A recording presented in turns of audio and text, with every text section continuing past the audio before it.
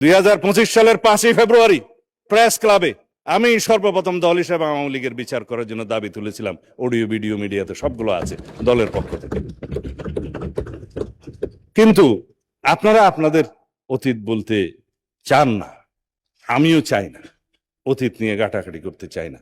আমরা সামনের দিকে যাব, ইতিহাসের দিকে কম হাঁটবো। কিন্তু ভবিষ্যৎ সবসময় লেখা থাকে অতীতের মধ্যে। সেই অতীত নির্ধারণ করতে বর্তমান এবং ভবিষ্যৎ কি হবে, সেই জন্য মাঝে মধ্যে একটু ইতিহাস চর্চা। তারপর আমি আজকে ইতিহাসে যাব না। মাননীয় স্পিকার, জুলাই যোদ্ধাদের সুরক্ষার জন্য যে প্রতিশ্রুতি, যে অঙ্গীকার আমরা জুলাই জাতীয় সনদে করেছি, সেটা তো বাস্তবায়ন হয়েছে। এখানে আজকে আবার নতুন করে আমার বন্ধু বললেন যে আমাদের কোনো কোনো সদস্য বলছেন যে জুলাই যোদ্ধাদের সাথে পুলিশ হত্যার একটা তুলনা করে বক্তব্য দিয়েছে। এই মহান জাতীয় সংসদে কেউ কোনো বক্তব্য দেয় না।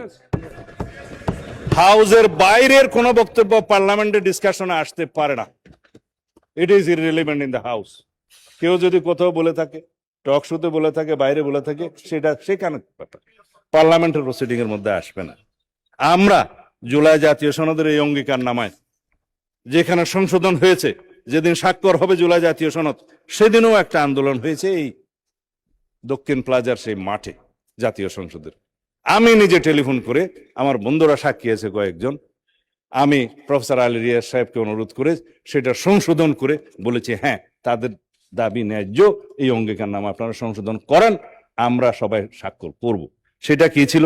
শহীদ পরিবার ও আহত বীর জুলাই যোদ্ধাদের আইনগত দায় মুক্তি এবং মৌলিক অধিকার সুরক্ষা ও নিরাপত্তা নিশ্চিত করা। সেটা অর্ডিন্যান্স হয়েছে পরে।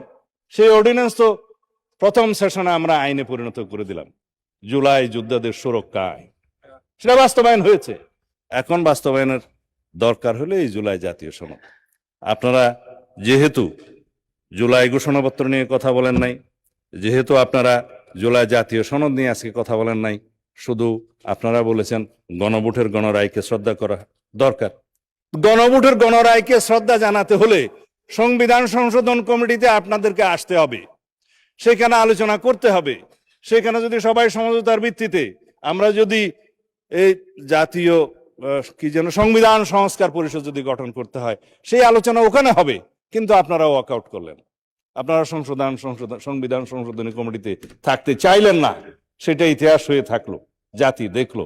আমরা এই সংবিধান সংশোধন করতে চাই, সংবিধানের গণতান্ত্রিক সংস্কার করতে চাই, আমরা রাষ্ট্র কাঠামোর গণতান্ত্রিক সংস্কার করতে চাই, আমরা বিচার বিভাগের স্বাধীনতা নিশ্চিত করতে চাই, গণমাধ্যমের স্বাধীনতা নিশ্চিত করতে চাই, এবং আমরা ভবিষ্যতে যাতে এই দেশে কোনোদিন ফেসিবাদ এবং ফেসিবাদী কোনো উৎপত্তি না হয়, উৎপাদ না হয়, পার্লামেন্টারি ফুয়ারার সৃষ্টি না হয়, সেজন্য একটা আমরা এমন সংবিধান সংশোধন করতে চাই যে সংবিধানটা সমঝোতার ভিত্তিতে গ্রহণ করা উচিত।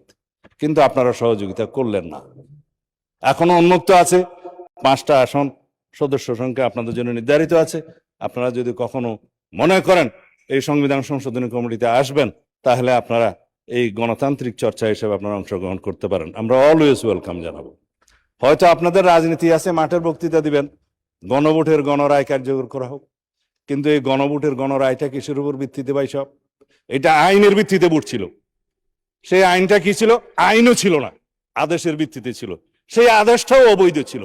সেই আদেশের মধ্যে তো কোনো সমঝোতা হয়নি। জুলাই জাতীয় সনদ তো আপনাদের সবার স্বাক্ষর আছে, সমঝোতা হয়েছে, ঘোষণাপত্র সমঝোতা হয়েছে, ঐতিহাসিকভাবে সেটা স্বাক্ষরিত হয়েছে, এই দক্ষিণ প্লাজায় সেটা জাতি দেখেছে। কিন্তু যে জুলাই জাতীয় সনদ সংবিধান সংস্কার বাস্তবায়ন আদেশ নামে এই যে একটা আদেশ জারি করা হলো অবৈধভাবে, কারোর সাথে তো কোনো আলোচনা হয়নি, রাজনৈতিক সমঝোতা হয়নি। সেই আদেশটা ভয়েড অ্যাব ইনিশিও, সেটার করারই ইখতিয়ার প্রেসিডেন্টের ছিল না, নাই। সেই আদেশের উপর আপনারা গণভোটের কথা বলেন। হ্যাঁ, গণভোট অবশ্যই জনগণের রায়কে আমরা সম্মান দিতে হবে। তার মধ্যে 3.5 খান প্রশ্নে আমরা একমত, যেটা জুলাই জাতীয় সনদের সাথে একমত আছে। গণভোটের প্রস্তাব তো আমি করেছিলাম দলের পক্ষ থেকে জাতীয় ঐকমত্য কমিশনে। কিসের উপর ভিত্তি করে? এই জুলাই জাতীয় সনদের পক্ষে জনগণ আছে কি নাই সেই প্রশ্নে আমরা একটা আইনগত ভিত্তি রচনা করি, আসুন গণভোট দিই। সেখান থেকে তো আপনারা সরে গেলেন। আপনারা এই যমুনাতে অভ্যন্তরে এবং কিনারে বসে একটা কায়দা কানুন করে আদেশ জারি করালেন। সেই কথা আমি আর এখানে বলতে চাই না, মানে স্পিকার।